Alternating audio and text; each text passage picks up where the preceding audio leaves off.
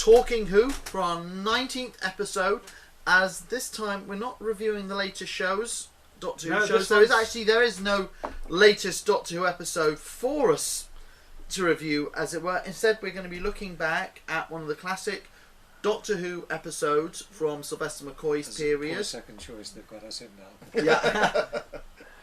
Yeah. Yes, we'll be looking at Delta and the Bannermen, and we're very pleased to welcome our guest, Malcolm Kohll, hello, writer of Delta and the Bannermen, and Andrew Cartmel.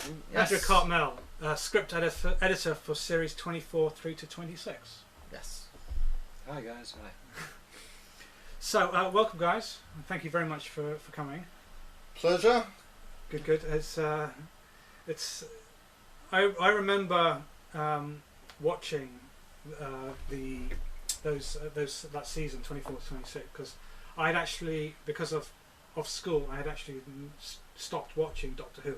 It was very hard for me to watch it, but of course then I'd become old enough where I could actually start watching Doctor Who again, and it was literally just as Sylvester McCoy started. Why did school interfere? Did they beat you up at school? No, it was boarding school. Oh, so right, we only so had no choice of television. Yeah. Same thing. Well, people at university often have the same problem, fighting for control of the TV. I had an uninterrupted break from when I started watching. Was literally sat down in front of the TV. I think my dad only had a kid, so that when his mum said to him, "What are you watching Star Trek or Doctor Who for?" he could tell me, I said, "I'm watching it because they want to watch it." I think Malcolm's got the same idea now. Yes, exactly. So I think about 2 or 3 hours plonked in front of the TV, watched this uninterrupted run throughout, straight up until Sylvester McCoy finished as the Doctor. And it was your first first professional writing job on television, wasn't it? You'd had some commissions. Yes, that's right. Yes. I'd had a few things commissioned that never happened, but Doctor Who was the first thing that actually came to fruition, largely through Andrew's intervention and help. I mean, as a neophyte writer, you've got no idea other than what pleases you, and you actually need someone to mould it and shape it, and John Nathan Turner saying, no, this doesn't work, throw it out. And Andrew... Well, John Nathan Turner usually saying, no, this is too expensive. We Yes. could never do that. And you particularly need something like that on Who because it's such a strange beast. And I'd get a lot of writers in who'd written thrillers and stuff, mainstream normal crime thrillers, and to try and get their heads around it, not only science fiction, but Doctor Who, which is a particular kind of science fiction, was quite a tall order.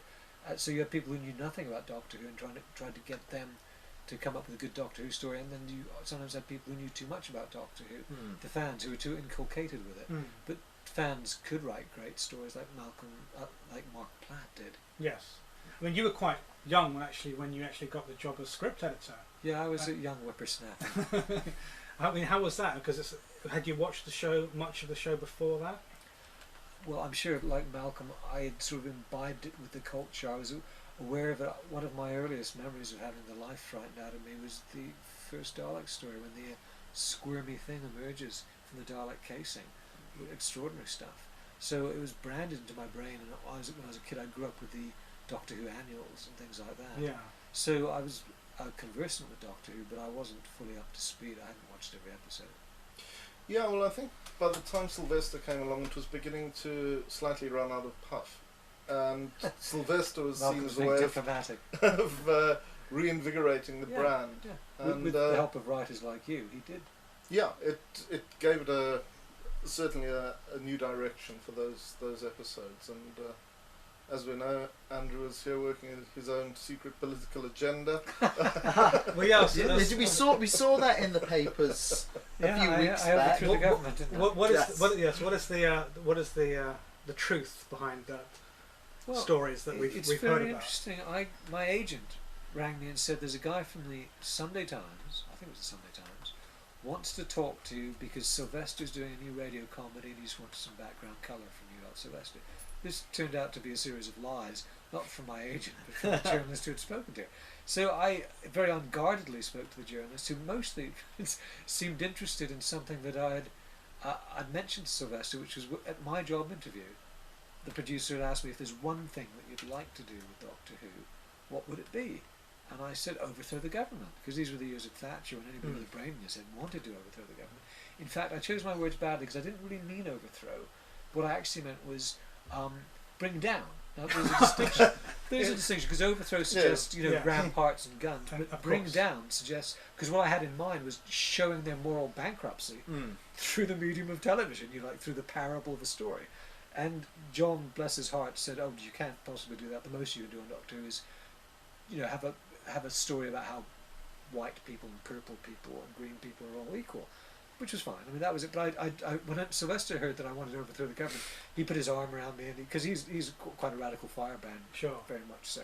And this had always stuck. I'd forgotten I'd ever said this, but Sylvester, who's like the guardian of my radical conscience, had always remembered this, and he loved to tell this story. So he'd told this to the Sunday Times guy, who suddenly thought, commies at the BBC try to overthrow the government. And this was like, and I bought the newspaper on Sunday, and I looked through the TV section. There's nothing there. I thought they hadn't done the story. Little did I know it was page 3 of the news section. I didn't know this till I started getting phone calls and emails. And it was just nutty. And then an appearance on Newsnight as well. Yeah, well, thank God for that, because the following day, because my heart went out to every third-rate cocaine-sniffing supermodel and Premier League footballer who's ever been caught in the tabloid spotlight, because they can say anything they like about you, and you have no control over the spin. So I was delighted when the phone began to ring, and first of all, BBC Radio Wales wanted me on, which was great. Cause I thought I can put the record straight on BBC Radio Wales. All the Welsh will know. Yeah, and if there's the morning show during drive time. But then Newsnight, which is I used to love watching Newsnight because I drifted off to sleep. I was sleeping and watching television are the same activity basically. So I always used to watch Newsnight. So it's great. It was like I suddenly appeared on Newsnight, which is an extraordinary thing. But the main thing was, it sounds funny, but there was a very unfunny side to it that. In the way that the Nazi press often does, they wanted to bring the BBC down. And they still do. Yeah, they well, just that's keep on, kind of keep what on they do. Yeah. And it's actually been working. And suddenly, the gutter press had used me as a weapon against the BBC, because the thrust of it was, as you probably know, that the evil communists at the BBC had hired all these evil people to bring down the government as a matter of policy, when this was just an off-the-cuff comment between me and John. But they were sort of saying, "Oh, what had happened was the BBC had hired me because of this." But isn't that what Doctor Who always does anyway? He turns up somewhere in his TARDIS and disrupts the status quo, brings down whoever's in charge, and then leaves. Exactly. Leaves everybody to restart it all again. There is a subversive undertow if you want to look for it, and the writers at that stage, and Andrew, were all kind of in our early 20s and just out of university, and all kind of fairly radical in our own ways, and so. Obviously, you don't want to beat a drum. You're making an entertainment program for kids primarily. But by the same token, if they can be inculcated with some of the right values, well, why not? If they can be brainwashed. But also the comedy on TV at the time, again, was all very sort of left-wing. Sure, the comedy. But you see, I mean, as soon as the left-wing people get in power, I hate them too. You know, I mean, I'm just against whoever happens to have the reins of power at the time. And at the time, it was Margaret Thatcher, so I was against her. But trust me, if I'd been there during the Blair years, I've had a few things to say about him too. I think that's the crux of any family TV show, though. You put something in for the kids, like action, adventure, a bit of humour, and then you have to layer it with something underneath, that the parents and the adults will watch and stick around for it. The Americans are really good at this. I mean, you look at Pixar, the stuff they did, Toy Story. That's such a good example. It's it's so multi-layered that as I say, it's often the parents who drag the kids off to see it, and and the writers of a lot of the John Pertwee stories were quite implicit, saying that these are political stories. Well, luckily enough, on Newsnight, they paired me up against Tim Collins, who's this Tory MP who's Doctor Who fan, former Tory MP, right. And he made this point himself, that there've been all these previous satirical stories, hammering away against the Labour governments and so on. So this was nothing new. I mean, this was really an attempt to contrive a story and have a go at the BBC, and thank God it didn't pan out that way. And the nature of science fiction is you're always writing about real life ideas, but you're giving them just different settings. Exactly. For me, that's the relevance of science fiction. I mean, if it's Planet Zog with creatures that you neither know or care about, there's no parameters in which to judge the story. Exactly. But if there's a human element, a recognisable. Exactly. Science fiction functions best as a metaphor rather than as a literal story, and I think finds kind of apotheosis in Ballard, where he writes about stuff taking place on Slough, on an island, exactly on the motorway outside Exactly, Slough. You know, you don't need to go far. High-rise, Yeah. Crash. Had your spec scripts been science fiction when? What I'd read of Malcolm had actually been a thriller. I always remember that there was a chase through gardens in Amsterdam, and I remember that they had a model of some guy's head to make a mask, something like that.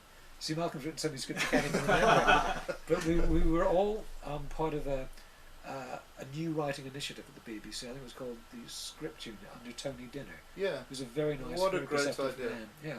Of course, they put pay to that immediately Exactly. after we As left. soon as it yielded Yeah. results, they Yeah. shut it down. But I met Malcolm there, and I met Robin Mukherjee, who never did one for us, but he would have done if we'd gone on to it, and Ian Briggs, who did write for us, and it was quite a Didn't soothing. Robin do one? No, I would have I thought he remembered. did. No, you would have No, he did a casualty for me later Yeah. on. Oh. Now, there was one.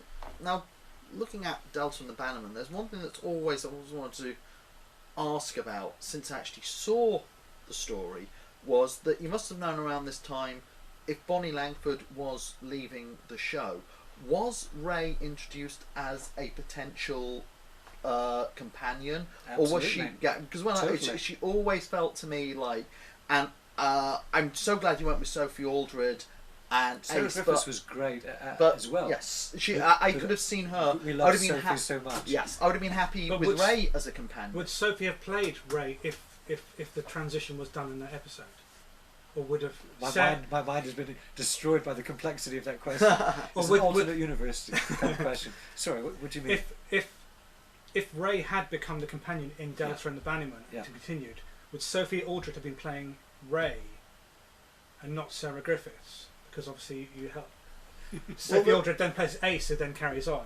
But there Had she been cast as the companion, or just because she was in that story at that what time? we did was John, who is often vilified by the fans, but was a very good producer in most ways, and was a wily old fox in all ways. Absolutely. Decided, well, we all knew that we wanted a new companion, and I wanted somebody who was the antithesis of Bonnie Langford, because poor Bonnie, who's a lovely person, had got stuck in this role as what I call one of the screamers. You have yeah.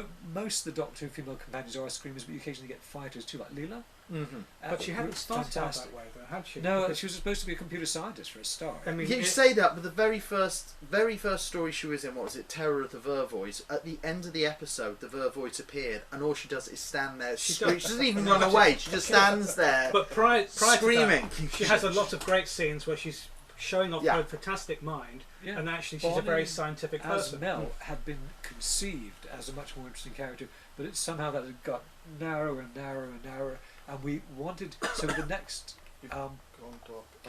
with everything's okay. So with a new companion, we wanted the antithesis of that. So we wanted a kick-ass action hero, kind of fighter, not a screamer. But the wily old fox bit was that John had decided he didn't want to put all his eggs in one basket, so he asked us to create two potential. Exactly, but companions. wasn't there yet a third who fell off the scooter during the rehearsals and she was shunted out? Do you not remember that? Say that again.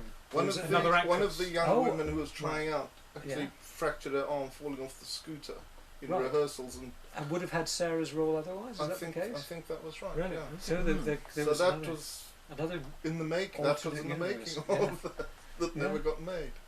So Yeah. another potential companion. But what John wanted to do is see them both on screen And then in choose. stories, and then choose. And It's then a choose, clever idea. Yeah. Very good. But we all were kind of rooting for Ace because I suppose she was nearer to the exact requirements that we're looking for. But had we gone with Sarah Griffiths, it would have been terrific too. But I love Sophie so much, and the way that Ian created Ace, it's very hard for me to wrap my head around. That's why I'm having trouble answering your question. Yeah. Any other permutation is a bit difficult for me to imagine. But were you aware of that at the time, that she was being sort of potential companion fodder? Yes, I think you actually made that quite explicit.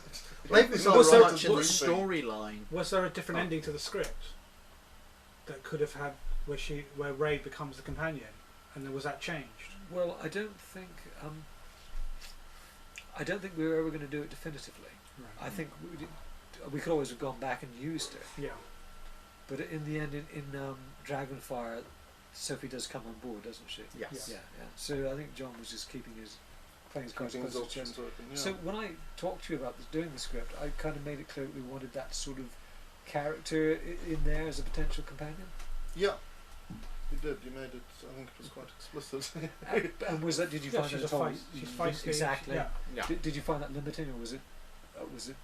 No, it was exciting. I Yeah. mean, it was. She's a good kind of character, You had a isn't she? character that you could actually kind of give a little bit of depth to. It was, The character that Malcolm most loved was the Norton motorcycle. Is that right? Vincent. Vincent. Do you see? I didn't Black even know. Shadow. Vincent Black Shadow. Yes. indeed. And it was, but it was a classic British bike, and he put it in the script, never thinking we'd actually. Yeah, it was astonishing. I thought the BBC times of straightened times would be lucky if we got a 50cc moped, but lo and behold, it appeared on the day, and they even drove it. And you used to ride bikes. Was it in Zimbabwe or? Yeah, Yeah. always ridden bikes. So that was a nice bit of fun. And so when the script for Delta and the Bannermen gets commissioned, did you get the were you given the idea, or did you have entirely your own idea that you could then present? Any ideas that Malcolm had, we immediately disabused him. Exactly. It's so tough writing for Doctor Who. What we would have done is we would have sat down together and had long discussions and batted ideas back and forth until we came up with Yes, something there's a we lot both of no. The Doctor wouldn't do that. I'm afraid. Was there? Yes. liked. Is that coming No, from me? that's yes. That's no. That's not for the Well, Doctor. I'm sorry that I did that, but I'm delighted that I had such a clear idea of what Well, we absolutely, wanted. because Because it's fatal not you'd to. never written. I'd never written for where you have to slot into an existing format Yeah. with existing characters and everything. And did you else. watch any previous Doctor Who or read up on it beforehand, or? We would have Yeah, given some we homework boned with that. up on it, sure, And, and some previous scripts. But and in things. some ways, even more importantly than the Doctor Who stuff, I believe I took all the writers to see Sylvester at the National Theatre, where he Right. was appearing in the Pied Piper of Hamelin. That's right, to give him the chance to see the guy in action and see his great comic gifts. Yeah, he's a fantastically physical actor. So as soon as we knew we had Sylvester, that was the crucial thing, was to see who was going to be the Doctor, as well as to watch some Doctor Who. And I mean, for me, the liberating thing was it was an OB shoot. Yes, So, entirely. Yeah. yeah, so Barry it was like Island, a little wasn't it? Barry Island. So it was a little mini movie, which was. I think I really drove down exciting. with you. It was very nice, Absolutely. wasn't it? Yeah. It was a. I mean, apart from the incredible tension, because we were always trying to fit a pint into a half-pint pot, or whatever the expression is. Apart from the terrible battle against time, it was very pleasant socially. It was just a nice occasion. It was great. I mean, and Don Henderson, the late great Don Henderson. He was magnificent. He was magnificent as Gavroche. He And was the- so good. But I mean, we had such gifts in terms of casting there. Yeah. We had Stubby K.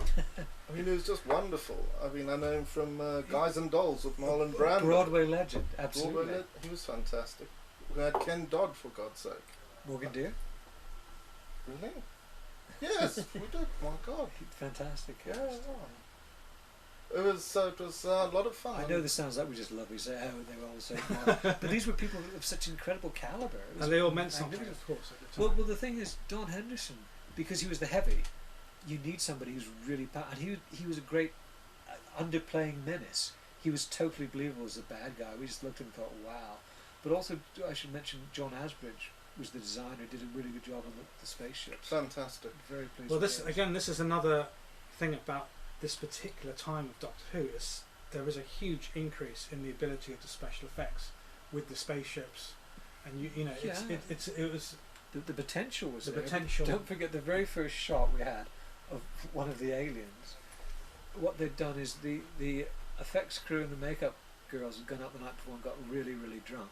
The following day we had to have this guy who was supposed to be an alien. This is the bit where they're fleeing the Shimmeron planet. And there's this alien who dies and they pass the egg in and the girl flies off with it, the heroine. And the alien's makeup was cotton wool balls dyed green stuck to his face. And John, it wasn't as though John approved of this. I arrived on the set and John was fuming with rage, and he came up to me and he said, joke shot masks. And I saw this and and you know, he made it very clear. But this is what they initially, at the first bit of the shot had to have this in, because there just wasn't time to change it. And later they tried to improve it. But you see, that's totally fatal, because there we all are trying to do a really good show, and then a few months later, we're having the press screening of the new series, and we got this episode, and I'm sitting there beside this woman from a national newspaper, and we have this shot of the guy with the green cotton balls, and she snorts with mirth. And she was right to snort with mirth, but it's just like, oh, Doctor Who, it's a load of crap. They always get it wrong.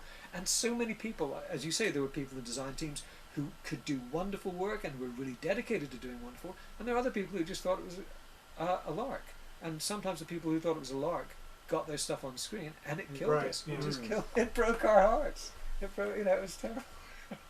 It was, but generally, I think the big set pieces, the dancing scenes, the music, it was Doctor Who in.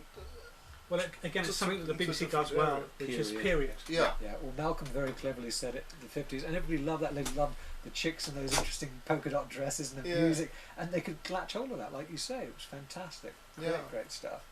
It's certainly the most musical of really a lot of the stories. Actually, it has a fantastic soundtrack. I was going to tell you about that. We wanted to get some classic, some characteristic songs of the 50s, and so the thing about the BBC is they've got all these huge resources for everything. And so I phoned up the music department and asked for a bunch of records of 50s hit songs so we could choose some. And the woman wouldn't send them to me because she thought we were going to use them for a party or something. So you have these departments in the BBC. It was like Brazil. If you ever seen Terry Gilliam, you've got these departments that are dedicated to doing this stuff, but they won't do it for you. It was hell. And I finally had to get John to read her the riot act, and they finally sent grudgingly these hits of the 50s records. But it was like a pulling teeth. I got to tell you, man, it was crazy. And were some of the songs, are they re-records? Yeah, that would have been. They would have been done. The singers would have done it on the day, and it would have been Keff McCulloch. Is that right? Yeah. Who did the music? Yeah. Keff, I think, was he married to one of the singers, or was dating one of the singers? Anyway,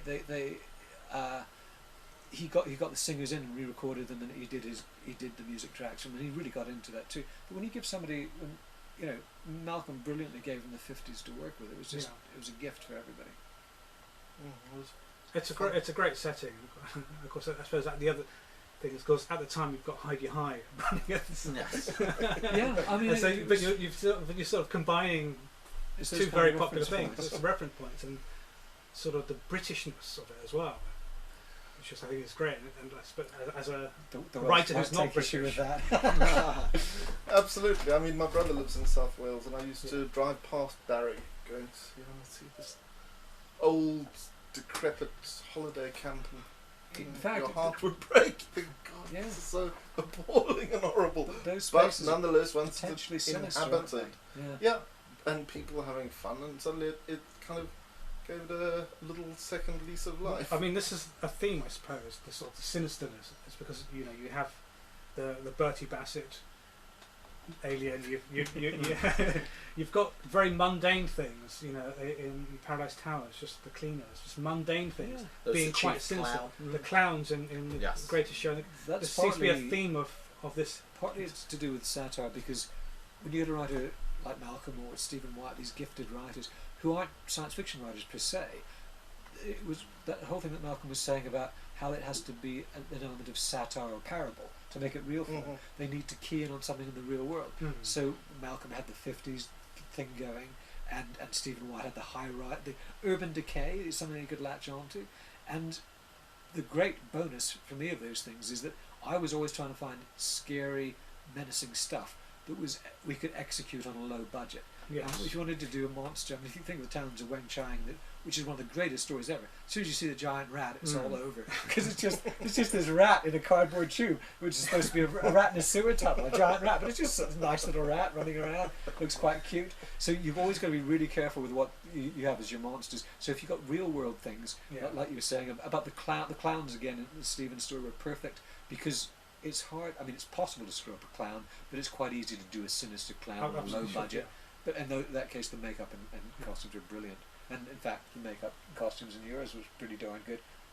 Green puffballs aside. But what you have when you've got somebody like Baby was great as well. I was going to say, when you got someone like Don Henderson in it as the bad guy, and it's not reliant on special effects or makeup. It's reliant on the performance with the dialogue, and charisma. Yes, and exactly. I mean, and it sounds kind of like boring old farts, but the limitations of the budget did in fact exercise Andrew, and through Andrew us, to find stuff that actually was dramatically, Yeah. intrinsically scary or exciting or menacing or thrilling, rather than being able to say, let's dial in that effect, Yeah. just because the effects were so crap. You're right. The baby was good. It's probably been something like Mike Tucker Yeah. or Lindsay McGowan.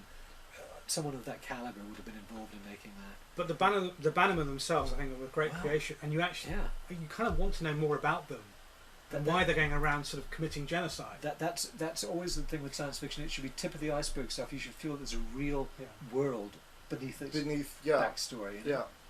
But I just want to say, one of your viewers will be able to tell us is the costume designer. I think his name was Richard.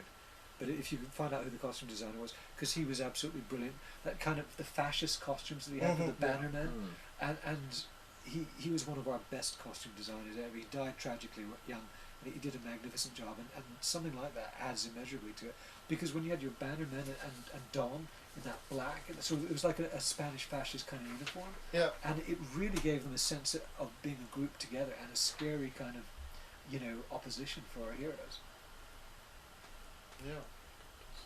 Yeah. We've got a tweet in. At Tom Orton asks, I would like to know any funny stories from filming. Oh, we were all just crying. It was tragic because it was so tough. Funny stories from filming? Yeah, okay. They had a big party. In fact, they partied quite hard on that. And if you remember, we were in this bar area, and everybody's getting drinks. And so Malcolm and I went behind the bar and acted as barmen. Do you remember doing that? I do, vaguely. Yeah, we were serving behind the bar, and every one of them came up and said, "Oh, it's nice to see you two doing some work at last." Because of course the writer and the script editor aren't seen to do anything during the shoot. We're just there to sit back like tourists and rush to the truck when they're serving lunch.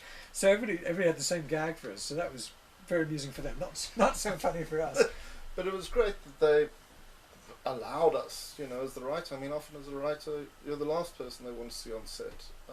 So they treated us well, and we had a good time all in all. Particularly funny stories. I thought it was funny when she fell off her scooter, but no one else did. I can't think of anything outrageously funny. It was just No one got injured by the falling honey jars. There was a. Do you remember that they did a cast party and Sylvester did his party piece with a knicker elastic? Does that ring any bells at all? No, tell me more. That was hilarious. There's a gag in which Sylvester has he takes this roll of elastic and he says, "I will now take this knicker elastic in my mouth and I'll stretch it all the way to the back of the hall." And the gag is that they ask him to say something and it all comes shooting forward again. And during that same sort of amateur night party, there was a ruthless parody of John Nathan Turner. He was a very cat man who wore Hawaiian shirts and had a little dog with him. And this guy came on prancing on with his Hawaiian shirt with his fake dog on the end of the thing. And John took it really well. He said, I'll just get him, darling. He was so it was all good fun. Yeah, we've been told it's Richard Croft. Thank you. I'm so sorry. It sounds disrespectful for me not to have instant access to that in my memory, but he was like John Asbridge. These guys who did the design of costumes and the set design, they were so important and they were so good. Because I vilify these people who screw up, but the ones who did good work need to be remembered too. Absolutely. And Richard Croft died tragically young. He was one of the great BBC costume designers. Another tweet, Doctor Who con fans asks, can I ask how much Sylvester might have added to the script, as he's well known for adding value? Yeah, a lot of physical gags would have been Sylvester's. Exactly. I mean, I think that as a writer, once you let the printed word out, it sinks or swims on the performance that's brought to bear. And Sylvester did always inhabit the role. He made it his own, and I'm sure he ad-libbed it at times, but he was so good and it was so in character that everyone said, run with it. I mean, he's such a consummate professional, and he brought a lightness of touch to the role. I mean, there were very severe, austere doctors prior to him, and he just gave it a lift, I think, and he added immeasurably. And he could do the heavy stuff too, because when he confronts Gavrock, he does quite a good job there. Yes, indeed, yeah.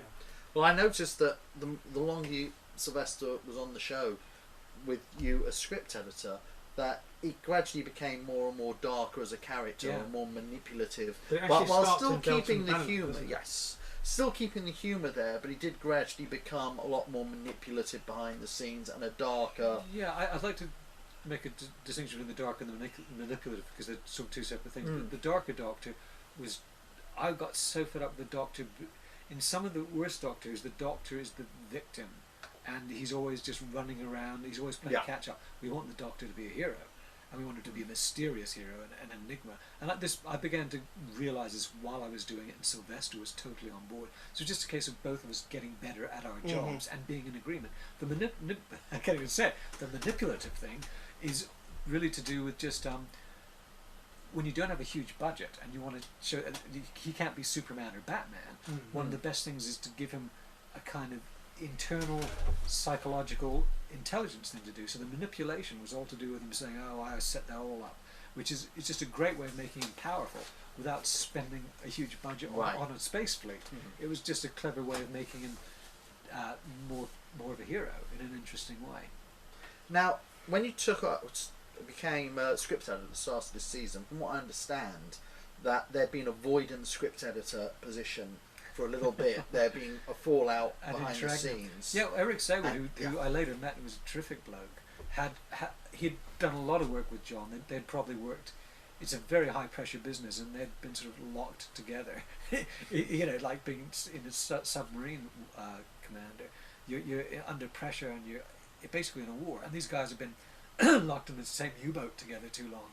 So they started off as pretty good friends, but they ended up as kind of mortal enemies. So there's been this huge falling out. I always tell the story about moving into Eric's office and just it was like a cyclone had hit it when he left, because he just he'd stormed out.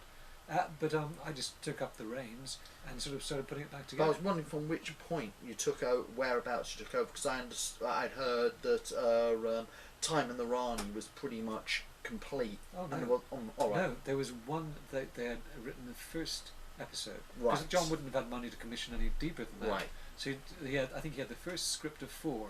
I'm not sure if it was actually on the shelf when I arrived or if it arrived shortly after me. But that was as far as it went. And but as a new Doctor, or was there still envisaged that Colin Baker would still be there? I think they probably would have had to rewrite the beginning to accommodate a transformation sequence, a regeneration sequence, which, as you know, Colin didn't want to come in for because he was narked about getting the boot. There's one of the scenes in Delta and the Bannermen that is actually quite shocking, but in some ways, because it's Doctor Who, you don't kind of think it's real. It's the scene where the bus just gets blown up and they all die. Well, and you kind of expect, because it's Doctor Who, well, they're all going to be saved somehow and they're all going to come back, but they don't. There's a very specific reason that happened, is that I think it was episode 2, Malcolm had delivered episode 2.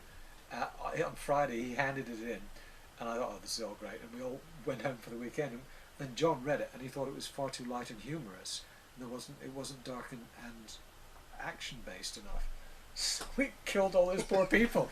I got a phone call from John on, I think, Saturday, and I got on the blower to Malcolm, and we got together on Sunday and planned the rewrite. Malcolm was a total hero. He was a war hero on this, because he took on board the rewrite, did it at fantastic speed, and by that Sunday evening we'd sort of hashed it out. He wrote it very quickly, rewrote it. John was entirely happy, and we lost. But partly also we were waiting for the bad guys to arrive in that episode, if I remember. That's right. There's a bit of hanging around that we had Mel on the swing. Yeah. The swing went and the mass slaughter began. And that's why that was. We thought, well, he finds it too light and too comic. We're going to have to do a really hard-hitting episode. Increase the body count. Yeah, that worked pretty good. It did well. It kind of upped the ante, and suddenly you were thinking, good God, who saved them? Nobody. No one saved them. Yeah, these guys are quite horrible. Yeah. Yeah, and the trouble with telling these stories is that a lot of your viewers will have heard the stories before, perhaps a few won't. But it was this strange coincidence, because I'd just spent Sunday working with Malcolm on the revision, and I was headed home quite knackered afterwards. And I got on the overground. Where were you living then? It's somewhere north London. Dalston. Yeah, so I got on at Dalston. And I got on the overground, and I saw this familiar figure just a few seats ahead of me. It was Ian Briggs. So this is an opportunity I can't pass up. So I went up and said, "Okay, Briggs, where's the rewrites?" And he thought I'd been following him around, like stalking him. It was perfect. The expression on his face made the whole thing worthwhile. It was great. Are you having to rewrite right up until shoot day. Yep, Yeah. pretty much. And probably on the set we probably made some tweaks Yeah. too. It's TV. And the original was it always 3 episodes, or was there actually going to be 4? Did it get cut back at some point? I think it probably, well, it was an OB one, so it would always have been 3. Yeah, Because you had 2 3s for the OB. There's obviously, I mean, there's a lot of questions about the Doctor's dark character and whether what the truth is about the so-called master plan. The master plan Well, is is to do a good show and then I mean- go home on Friday afternoon. But People you- are assuming that somehow you had this incredible the master plan was master to plan make the for- Doctor Yeah. dark and mysterious and no longer a patsy in his own show, which we achieved. But in the sense that there was ever any specifics, the whole point of having making the Doctor an enigma and mysterious, I certainly didn't then have a specific idea about who or what he was, because that would have spoiled the whole thing. My main problem with the way it had developed was he was just a Time Lord amongst many other Time Lords. I wanted him to be unique, yeah. And you notice when Russell came in, he did that in a different way by wiping out more. kill them. You see, it was like the bus again. Yeah, He just killed them all. kill them all. It always works. The old tricks are the best.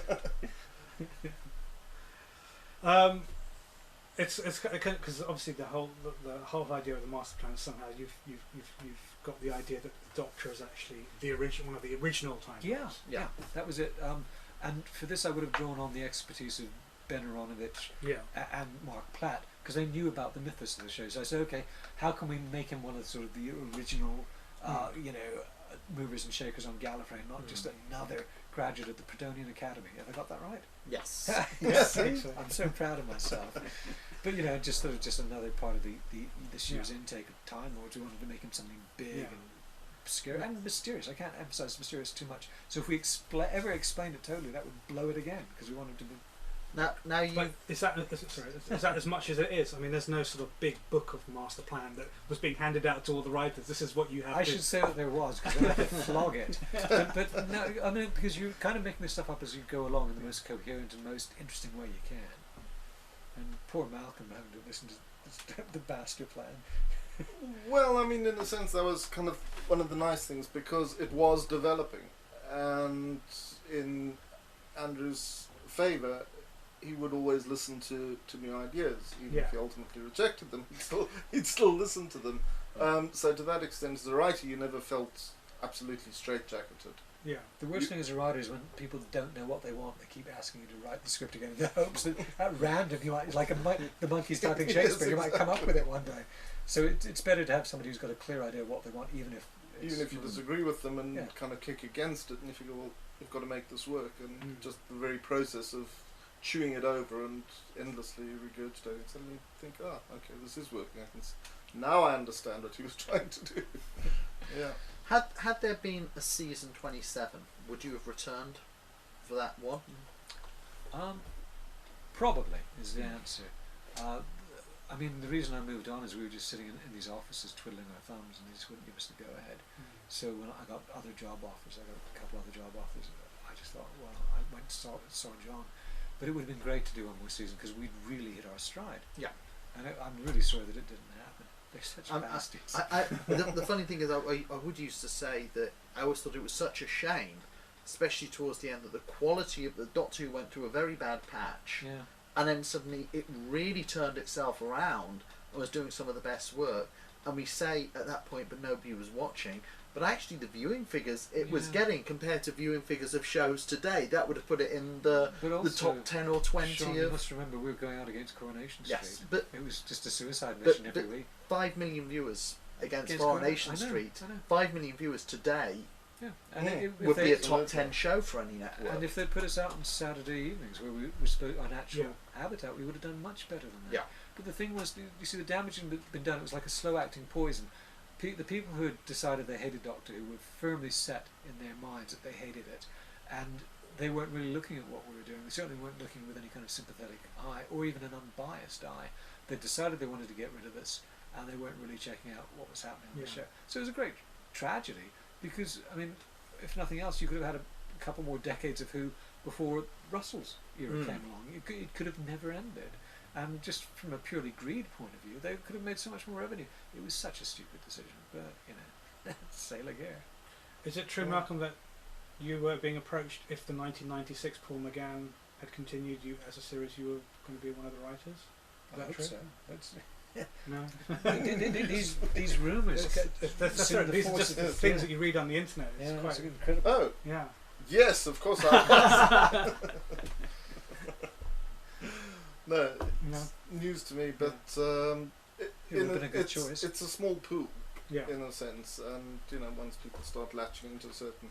Well, the problem with Style. that movie was that it was so not Doctor Who, roaring around on a motorbike and stuff. It just, Well, you introduced the motorbike. yeah. He was as a passenger though. Yeah, but he was, yeah, and he would have been, he would have had his umbrella and he would have been like doing pratfalls and stuff. Do you think it was the right way to say goodbye to Sylvester Oh, that in the intro. in that movie? Yeah. I love the bit with Sylvester's the bit I love best. Yes, Have you ever yeah. seen this? The Mark I Paul didn't see McGann the movie. movie. Yeah, Yeah. 1996 movie. Yeah, well, I love the first 5 or 10 minutes because Sylvester and the TARDIS is all great, but then the TARDIS Well, turns into this huge kind of Well, I love the whole kind of like the kind of steampunk look they gave the Yeah. TARDIS, and that there was a library in there and all this kind of things. I always to think it, you but kind of it's like Snoopy's doghouse. You want to know that it's got all this great stuff inside a swimming pool and that, but you really don't want to go into it. I think it was probably Russell who made the comparison with Snoopy. No, he didn't. But he's a big fan of Peanuts, so I'm sure it was in his but no, you don't want to see it. And like this, when you go into the TARDIS, and like it's it's marble columns and stuff. It's crazy. And also that guy in the Doctor Strange costume. We've gone a bit off message here, guys. We shouldn't be knocking that show, but I just didn't think it was Doctor Who per se. Another tweet at Radio Wrestling asks, if you were asked, would you write for the new series? Is there a script in a drawer somewhere already written? Well, I'm sure Malcolm would love to write for the new series. I would love to write for the new series, but what they should do with the new series is hire our friend Ben Aronovich, because he has got an idea and he's told me about it, and it's dynamite. It's much better than anything I could come up with. So they should just commission Ben. I mean, he's brilliant. So they should Maybe get him to do it. Everyone on Twitter just needs to sort of Yeah, bombard Stephen yeah. Moffat. Ask for the Iron Butterfly. It's a great The Iron story. Butterfly. now it was interesting with Ben is it Aronovich? Depends on how he feels. All right, Is it Aronovich or Aronovich, depending on how he Aronovich, wants. okay. Yeah. because he obviously seemed completely au fait with Doctor Who, the whole history of the show and the continuity. Ben's a big fanboy, and Yes. he's a big sponge, big brain that absorbs all this stuff. So although he wasn't totally up to speed on Doctor Who, he soon was. He soon borrowed every tape we had, every role-playing game, every annual, and absorbed it. So that's his approach. But yourself as script editor and yourself as a writer coming onto the show, was that ever the continuity aspect? Did that ever create a problem when you're trying to write something for a show and you've got 'cause you suddenly a to 25-year be honest, history? you just ignore it because all the other people would just ignore it. It's only really dedicated fans who get upset about that, but certainly none of the other production teams had ever given a second thought to breaking continuity, to violating the mythos, or what's the word, violating the canon. None of them would have minded that for a second if they had a good story in mind. But at the same time, I didn't wantingly ever do. I never would knowingly or deliberately do that. But it's not uppermost in your mind, frankly. One thing that did come up fairly frequently amongst all the writers is you'd go to Andrew and you'd say, Andrew, I've got this great idea, blah, blah, blah, blah. You'd say, Series 2, Episode 6, they did that already. Come up with another one. Well, actually, going back to the whole motorbike thing, we've had a comment in the chat room. The Naked Scarf says, to be fair, John Pertwee would have written the motorbike. Yeah, it's true. That's right. John was an action hero, wasn't he? I think he tried to ride whatever he could. Yeah. It's like hovercrafts and boats and four-wheelers and I thought McGann was Beach buddies. potentially a really good Doctor, but Yeah. it just didn't seem like a Doctor Who story. It seemed like somebody had seen the Terminator and wanted to do that, but not very well. It's brilliantly directed, though. I thought it was superbly directed and decent cast. I just didn't think it was written like a Doctor Who. Would you have liked to have that budget? Yes, but you see, you can have a big budget and blow it. Yeah. Get it wrong. So it's not. The question isn't really the budget. The question is having people on the team, both in scripts and in design, and the director, who are in agreement and trying to make the same show. Yeah. And know what they're doing. That's the crucial thing. And you can get away with a very low budget. If it's nice to have a big budget, but it's not essential. Yeah, I mean, I think there's a certain minimum budget above which the sets don't flap around. And, Yeah. you know, I mean, when when it looks plausible, then that's fine. That's all you need, really, in terms of budget. I mean, obviously, people used to criticise the early Doctors because they were literally made of cardboard and rubber masks and bits of old stocking and lavatory plungers and things. And that was a limitation, but once you got beyond that, the rest doesn't really add value significantly if the ideas are lightweight. I mean, there's got to be a complementary fit there. When you adapted the story for the book, the novelisation, did anything change? Did you?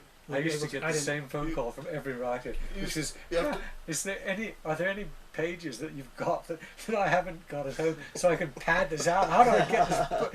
Well, it's the diametrically opposite process. I mean, scripts are condensing and contracting everything down to its essence, and novels are expanding, and with the novel you've got the luxury of internal dialogue and thought and feeling and all that sort of stuff. So if you've been writing scripts and exteriorizing all of this stuff to suddenly find ways to try and internalize it, it's difficult. It's the exact opposite process. Yeah. We were just talking a lot about budget and sets. One of my obsessions is lighting, because you see, really bad lighting can make a great set look phony, but really good lighting can make a terrible set look great. And it can even help with things like you're talking about rubber monsters and that. Properly lit, you can get away with murder. So what's one of the most important things is having somebody who knows what they're doing as the lighting cameraman. Well, I've got 2 points here in the message boards. Best Doctor has pointed out in terms of use of budget, says have a look at Torchwood, the last season Torchwood, for a bad use of a big budget. And the Doctor 388, he's asking you, Andrew. He says, will you be recording your memoirs for CD download? He says they're awesome and a fantastic read. Well, it's really kind of him. I was very pleased with my memoirs because I actually kept a diary, so I could draw on with material. Right. So it was, if you want to get a flavour for what it was really like, I was able to sort of capture that in a bottle. It was very nice. I would love to do them for download. What we need is we need to get a publisher who's sympathetic to the project, and then let's do it. I think that's a great idea. We thought Big Finish or something like that would be interesting. They might well be. Question from Twitter at Sam Herneman asks, do you watch the new series and what do you think of it? Well, since Russell took over, I've dipped in and dipped out, and Steve Moffat. It was a great choice to follow Russell. But as I always say to people, it's like seeing your ex-wife really happy with their new husband. You feel good for her, but you also feel a bit, you don't actually want to go over and have lunch with them every day.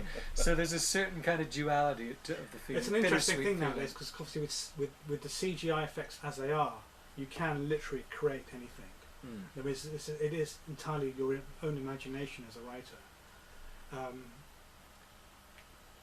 But absolutely. But I mean, I think picking up on what Andrew was saying, I've passed the baton on to my son, and to see the pleasure he gets from it. I mean, I do find myself just happening to sit on the sofa beside him watching a fair amount. But do you guys recognise it as the same show? Sure. Yeah. Absolutely. I think it's very Doctorish. That's one of the crucial things. Is making the Doctor Doctorish. But to go back to the McGann one, they didn't make the Doctor Doctorish enough. But that's Russell got it totally. Steve Moffat got it totally. But you're talking about they only had one episode for one shot. But you're talking about CGI. The thing about I'm assuming a lot of movies. I see a lot of use of CGI in movies. And what strikes me is it can look terrible as well. Yeah, absolutely. For instance, it always seems to be wetter. We get it right, doesn't it? I mean, they just do brilliant. I was just thinking when you were saying earlier about the rat on the Talents of Wayne Cheyenne. Poor old rat. Well, I was watching Merlin on BBC on the weekend, and they were fighting in tunnels these giant moles that were CGI, and they looked like something off a PlayStation. The moles I would have actually preferred. Why would you choose a mole? I would have actually preferred a bad man in a suit, unless it's because a spy story. At least you believe it's there, as opposed to with CGI. Sometimes there's something in the back of your head which tells you that's not there, that's not real. And then if you get a really good practitioner, they get past that, and you think, wow, they go, wow. I mean, like James Cameron, please give me more. But I do think if you took anybody in the general public and said, what are the best monsters you've ever seen? And if it was something in America, they go the alien or the predator. And if it was somebody over That's here, two good choices. yeah, if it was somebody over here, they'd probably say the same and say the Dalek as well. Dalek's great. And that's all men in suits. Let me ask you guys a question. What did you think about them mucking around with the Dalek design? No, originally, Yeah. the first one they did about 4 or 5 years ago, amazing. Yeah. The one they did last year, Well, I think you tamper with the design classic at your peril, don't you? Mm, There's yeah, a mini absolutely. with a Dalek or whatever. I mean, I didn't mind it as much, but what I've noticed with the new ones is that they just don't look right in the merchandise. Was it Raymond Cusick who designed them? yes. Well, he got it brilliantly right. The funny thing is, if things had gone slightly differently, that job there would have been a young man called Ridley Scott Yes. doing that job and designing the Daleks for us, who probably would have come up with some interesting design solution too. At Ditzy Companion asks, who inspires you? I listen to music a lot for inspiration. You know, so I suppose they're talking about writers, perhaps. I'm trying to think. Absolutely Inspiration. non-plus. Well, most professional writers, most professional writers are inspired by somebody ringing up and saying, "We're going to give you some money to do some writing." I know it sounds terrible, but on a less soulless response, yeah, I listen to music. I listen to jazz. Or soundtracks are very good for mood music Yes. to get you into or a nice piece of classical, bit of Bartok or something if you're writing something scary. So that I do occasionally read. If I'm writing a script, I might read a great script by somebody I really admire. Yeah. But I'm equally likely to read an interview with a scriptwriter because it gets me kind of excited about the whole process of writing. Yeah, I like James Lee Burke thrillers. Yeah. I read a lot of thrillers, and for me, if they're well done, they are so much more than the genre. They transcend the genre. They can be about anything. They are just novels which contain various elements to them, and that's where I find a lot of my inspiration. If I can just put in a plug for one forgotten thriller writer, I'm a great admirer of an American crime novelist called John D. MacDonald. He's marvellous. If you just check out, if everybody who's listening to this just gives him a chance and choose one of his books and gives it a go, he's a marvellous writer. And so he's inspired me hugely over the years. And yeah, I think there's a certain kind of brio to American writing, which is now travelling and transferring because To Scandinavia mostly. well, Scandinavia, South Africa, wherever there's lots of violence. I mean, it's just Malcolm's just involved with this great South African thriller writer called Dion Meyer, who wrote this. I was chewing my nails. Fantastic suspense writer. So all over the world, he's great. But you notice we're not talking about science fiction. We're both talking about suspense writers, crime writers. yeah, but it's like science fiction in the sense that if it's good writing, it transcends the limitation of its genre. Yeah. And it's strange that, I mean, it was with Howard Jacobson getting the Man Booker last year for a comic work, you know, and everyone was amazed, oh, there's a comic work with actually serious intent behind it. And it's the same with all of these genre pieces. If it's well executed, it becomes literature with a small L. It doesn't have to be constricted by the restraints of the genre. To give science fiction its due, I hadn't really read much since William Gibson, but I did recently read a book by Dan Simmons. I think it was Hyperion. Oh, which is that's a fantastic. very good book. Yeah, that and it is, yes. reawakened my entire interest in the genre. It Have was you read marvellous. all three? No, right. it's great to know that I've got all these books by him. Yes. But even there, that was written about 10 years ago, wasn't it? So I'm not Yes. really sure what's going on in the genre now. You'd have to ask Bannermen. I always thought the Shrike, that would have been a kind of character Yeah. that would have worked well within Extremely Doctor scary. Who, in that Yeah. it's They're great a books. great He's concept such a great behind it. writer. Yes. So we do occasionally read science fiction. Yes, absolutely. Now, in terms of finding writers, you had a lot of new writers on the show. Was it difficult finding writers who were able to work on a show like Doctor Who? I really wanted, because I was getting my shot, Hmm. and I'd broken in, I really wanted to just get a whole bunch of, give other writers their first break, which is a really stupid thing to do. The correct thing to do would just been write it all myself. But for some reason... That's not allowed with the BBC, is it? Well, there are ways around that, Right. actually. But I wanted to, and I knew there were other writers out there. Like I said, I met Malcolm at the Tony Dinner script unit and other writers like Briggsy there. And I just wanted to give these guys their shot. And it was difficult. It was difficult both in that, well, actually, John was pretty good about letting new writers, and most producers wouldn't have. But it is difficult because it was their first TV script, it was their first science fiction script, it was their first Doctor Who script. So you sort of had to kind of get them all tuned into the same radio set. But it was tough. But on the other hand, I had these old pros who come in. These various agents sent me all these writers who've been writing television for years, and they had a completely different set of problems, which is that they were too set in their ways. Yeah, and from a writer's perspective, I mean, God knows it's hard enough for young writers these days to break in. It's But impossible. the opportunities Impossible. that Andrew offered us, it was just fantastic. I was very I proud mean, of for that. us, it was the start of a career. Yes. You know, But as you For mentioned, quite an important show. absolutely. you it's never been- actually wrote for on the show yourself, although you did I write. should have done. You wrote on the since you wrote on wrote- the comic book. Was I think your first was a Yeah. Cyberman story, wasn't it? On Yeah, that might have been Fellow Travellers. Oh no, it was in Doctor Who Monthly, if I remember, Yeah, yeah. which featured The Good classic Soldier. cyber. That was it. That was the one. Yeah. Yes. Before, I think I wrote one called Fellow Travellers before. that. Right. But it doesn't really matter. I did write some dialogue in the show. I wrote some speeches. Mhm. All the most sentimental speeches in the shows were down to me. But yeah, I should have written for the show, but it was a full-time job, just script editing the little darlings, and it was it was quite rewarding because Malcolm's now producing films and a new TV series. Stephen White's an award-winning radio writer. His stuff's fantastic. If you listen to his Chandler adaptations or his plays about Raymond Chandler, they're magnificent. Ben Aronovich is a best-selling novelist. Rona Monroe's, she's writing feature films, and she's a very successful stage writer. And so it goes. So I'm very proud of all that. And And you've got a play coming up. Class of 87, Another play 89. coming up. Yeah, Andrew's not been quiet on the writing I've written front a novel. himself. I've written a play. I've been tampering with American television. Yeah. it's very Talking of Rona Monroe, in Survival, the final speech, who wrote that? Was that her? good. Yeah, that or was you? me. But I was on the phone to her, and she was saying, "Oh, that's a load of sentimental codswallop." No, she was very nice about I it. thought that was a fantastic. I remember watching that, and I was hoping there would be another series, but I thought if there wasn't, that was a nice way to end it. John said this might be the end of the line, old boy. So you've got to write something, and it was totally heartfelt. So if it does move anyone, it's because it moved me, and it's all true. It's really the way we felt. We've got two questions, but they're kind of linked, so I'll sort Mhm. of do a bit of each. Time Lord TV Revolution asks Andrew, do you know how the Seventh Doctor was going to die and regenerate had it continued? And Paul Bowler No. asks, That's a no. who would you have liked to have seen play the Eighth Doctor if you had continued it? I have no idea, but McGann did a good job, didn't Yeah. he? So it would have been an interesting choice. It was hard enough finding Sylvester. I don't know who the heck we could have gone on to, but there's plenty of good doctors out there. Right, so we're coming up to the end of our time Indeed. now. Do we have any final questions or tweets we wanted to quickly squeeze in? Last orders, please. Yeah.